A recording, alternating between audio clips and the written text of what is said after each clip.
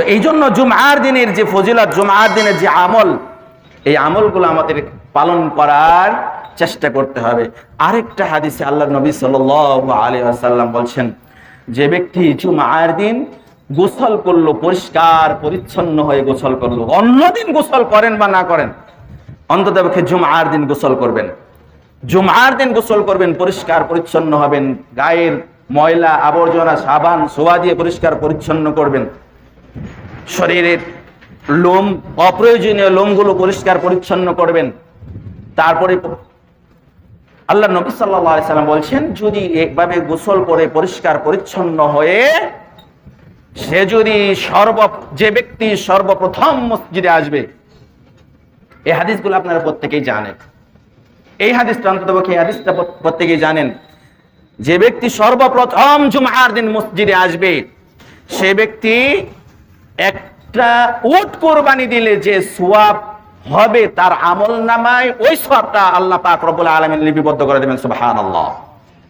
দ্বিতীয় যে ব্যক্তিটি আসবে, একটা গরু কুরবানি দিলে যে সওয়াব হবে আল্লাহ পাক রব্বুল আলামিন ওই দ্বিতীয় ব্যক্তির আমলনামায় ওই সওয়াবটা লিপিবদ্ধ করে দেবেন, সুবহানাল্লাহ। তৃতীয় ব্যক্তির আমলনামায় একটা মেষ বা একটা ছাগল কুরবানি করলে যে সওয়াব, তার আমলনামায় সেই সওয়াবটা আল্লাহ পাক রব্বুল আলামিন লিপিবদ্ধ করে দেবেন।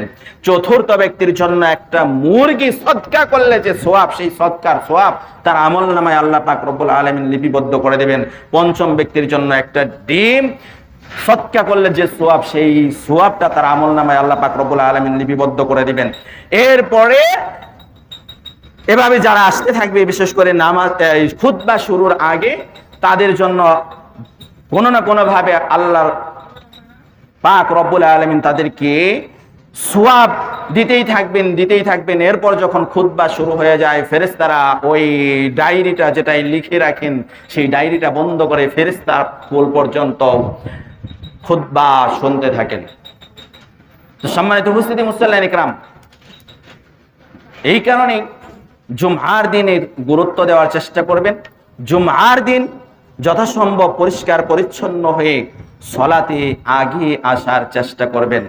জুমআর দিনকে অবহেলা করবেন না, জুমআকে বাতিল করার চেষ্টা করবেন না।